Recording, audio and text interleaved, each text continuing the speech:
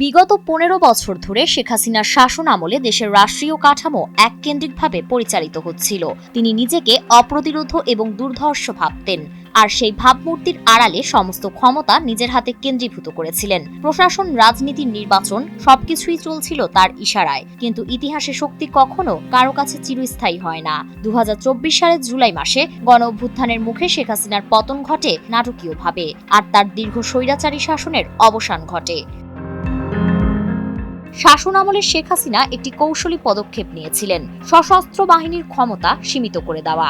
বিশেষত নির্বাচনকালীন সময়ে সেনাবাহিনীকে আইন প্রয়োগকারী সংস্থার মর্যাদা থেকে বাদ দিয়ে দেওয়া হয়েছিল, যাতে তারা সরাসরি নির্বাচনী অপরাধ দমন বা বিনা পরোয়ানায় গ্রেফতার না করতে পারে। অথচ ২০০১ সালের জাতীয় সংসদ নির্বাচনে সেনাবাহিনীকে এই ক্ষমতা দেওয়া হয়েছিল।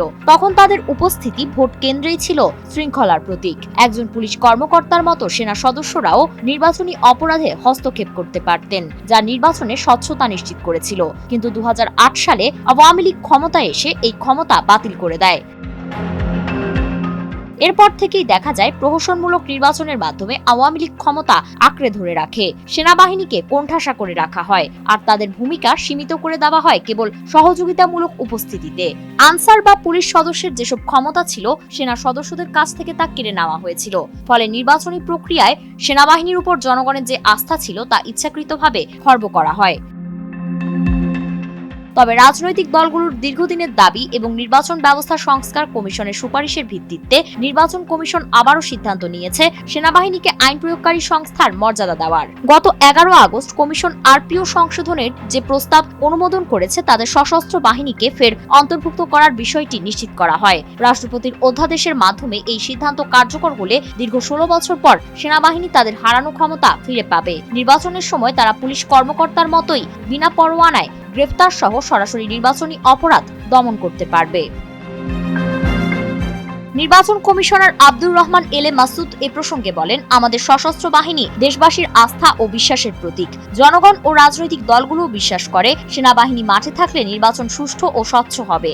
বর্তমান সেনাপ্রধান জেনারেল ওয়াকারুজ্জামান ইতিমধ্যেই সেনা সদস্যদের নিরপেক্ষভাবে দায়িত্ব পালনের আহ্বান জানিয়েছেন। তিনি অফিসার অ্যাড্রেসে বলেন, জাতীয় নির্বাচনের তারিখ ঘোষণা হয়েছে, আর সেনাবাহিনী নিরপেক্ষভাবে আইন মেনে দায়িত্ব পালনে প্রস্তুত।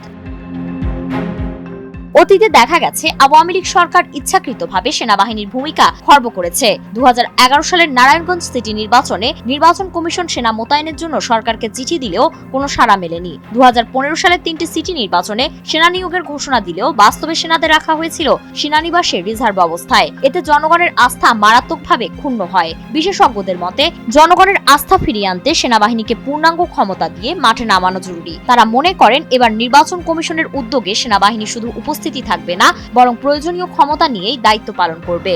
এর ফলে সুষ্ঠু ও নিরপেক্ষ নির্বাচন নিশ্চিত হওয়ার পাশাপাশি জনগণের মধ্যে স্বস্তি ও আস্থা ফিরে আসবে। ফারিন রহমান প্রীতি, নয়া দিগন্ত।